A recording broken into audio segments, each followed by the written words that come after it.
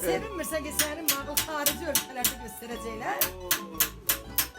Bu kişiye bak da yazı değmeye baksın. O işlemi yapmak. Yo istiyor Allah'ın dostu değil baksana. Çek. Yaxşıdır. Çek. Çek. Oy benim. Hə. Get Allah.